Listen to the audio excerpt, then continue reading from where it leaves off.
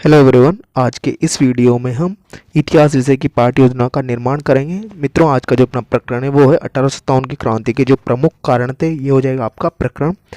जिस भी विद्यालय में आपका प्रशिक्षण प्रोग्राम चल रहा है, आपको उस विद्यालय का नाम, कक्षा, विषय, दिनांक वगैरह आपको ये सारी खाना पूर्ति कर लेनी है। उसके पश्चात में आता है आपके शिक्षण के उद्देश्य।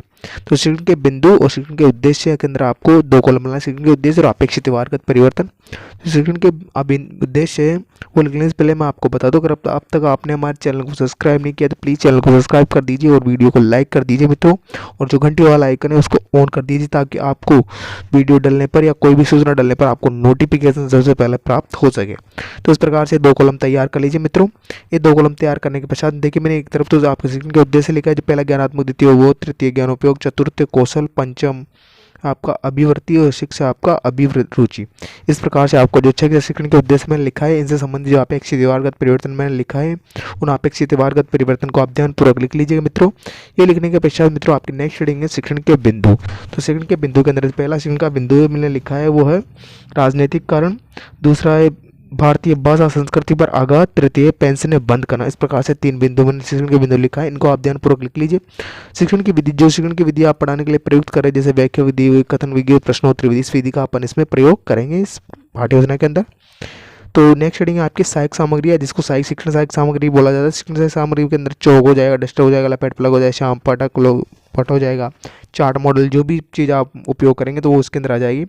नेक्स्ट है आपका प्रस्तावना प्रश्न। प्रस्तावना प्रश्न के मेरे बारे में आपको मैं बता दूं, जो प्रस्तावना प्रश्न होता है वो छात्र अध्यापक द्वारा पूछा जाता है, और इसलिए पूछा जाता है कि उसने जो विषय वस्तु है, जो प्रकरण बच्चों को पढ़ाया है, बच्चों ने सीखा है अथवा नहीं सीखा है, कितना सीखा है, इस बात की प्रतिपुष्टि या फीडबैक लेने के लिए ये जो होते हैं ये प्रश्न। कहने का मतलब जो प्रस्तावना प्रश्न है उसके अंदर ये प्रश्न छात्र अध्यापक द्वारा पूछा जाता है, और इसलिए पूछा जाता है कि वो पाठ्य योजना का निर्माण कर सकेगा, बच्चे का पूर्व ज्ञान का वो क्या कर सके, पता लगा सके। तो इसके अंदर आपको बच्चों से कम 4 प्रश्न, अधिक से अधिक 6 या 7 प्रश्न आपके द्वारा बच्चों से पूछे जाने चाहिए। तो आपको इस प्रकार से प्रश्न पूछ लेने हैं बच्चों से, और आपको जो ये प्रश्न आप बच्चों से पूछेंगे तार्किक क्रम में होना चाहिए। कहने का मतलब है आपको एक प्रश्न को दूसरे प्रश्न से जोड़ते हैं, बच्चों को से प्रश्न पूछते हैं, और अंत के दिन आपके द्वारा एक समस्यात्मक प्रश्न पूछा जाए जिसका बच्चे उत्तर नहीं दे पाते, एक प्रकार से समस्या हो जाएगी। तो जिस प्रकार से मैंने प्रश्न लिखा है, प्रश्नों को आप ध्यानपूर्वक लिख लीजिए। इसके पश्चात नेक्स्ट रीडिंग हो जाएगा आपके उद्देश्य कथन।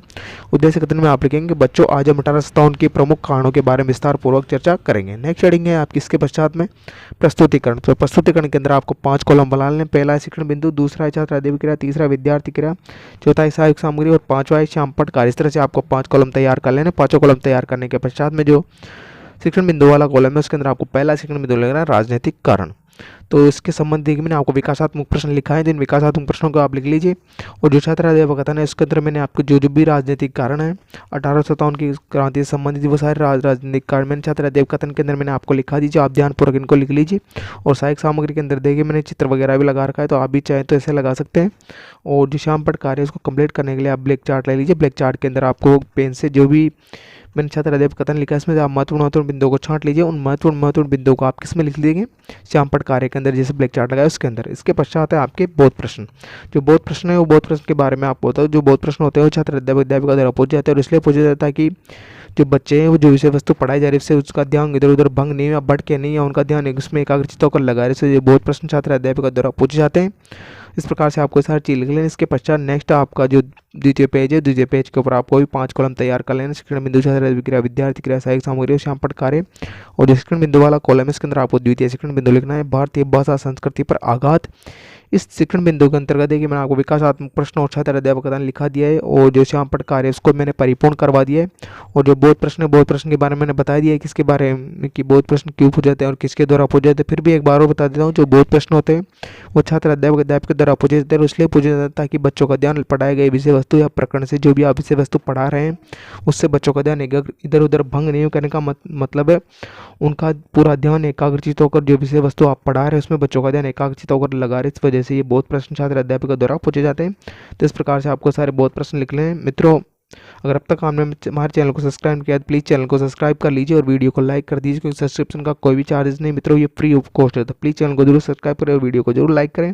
आते हैं आपके वापस पाठ्य योजना के ऊपर। तो इसके पश्चात में आता है आपका तृतीय शिक्षण बिंदु, पेंशनें बंद करना। तो इस शिक्षण बिंदु के अंतर्गत देखिए मैंने आपको विकासात्मक प्रश्न, छात्र अध्यापक कथन और बोध प्रश्न वगैरह और श्यामपट कार्य, मतलब कहने का मतलब मैंने आपको पूरा ये लिखवा दिया है, तो आप इसके अंदर से ध्यानपूर्वक लिख लीजिए। और मित्रों, अगर आपको किसी भी विषय से संबंधित या कोई भी समस्या हो इस पाठ्य योजना से संबंधित या अन्य किसी भी विषय से संबंधित पाठ्य योजना की आपको आवश्यकता हो तो प्लीज़ हमारे चैनल के पेज पे जाएं, वहाँ पर आपको प्लेलिस्ट मिल जाएगी। प्लेलिस्ट के अंदर आपको बहुत सारी पाठ्य योजनाएं वहाँ पर उपलब्ध हो जाएगी। अगर वहाँ पर भी नहीं मिलती है मित्रों तो प्लीज़ हमें कमेंट बॉक्स में कमेंट करें ताकि हम आपके लिए पाठ्य योजना पहुँचा सके। तो आशा करता हूँ कि आपको ये वीडियो अच्छा लग रहा होगा, तो प्लीज़ चैनल को सब्सक्राइब कर दीजिए और वीडियो को लाइक कर दीजिए।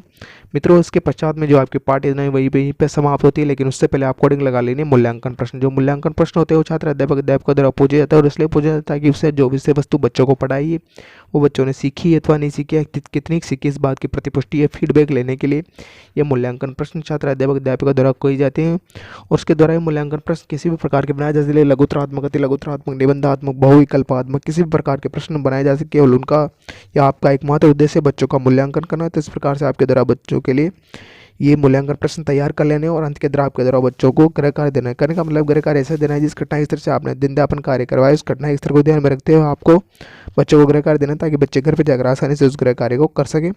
आशा करता हूँ कि आपको वीडियो अच्छा लगा होगा, तो प्लीज़ वीडियो को लाइक कर दीजिए, शेयर कर दीजिए और चैनल को सब्सक्राइब करना मत भूलिएगा। अगर कोई भी समस्या है तो प्लीज़ कमेंट बॉक्स में कमेंट जरूर करेगा। आशा करता हूँ कि आप कमेंट करेंगे और वीडियो को लाइक करेंगे। जय हिंद, जय भारत, वंदे मातरम, जय श्री राम।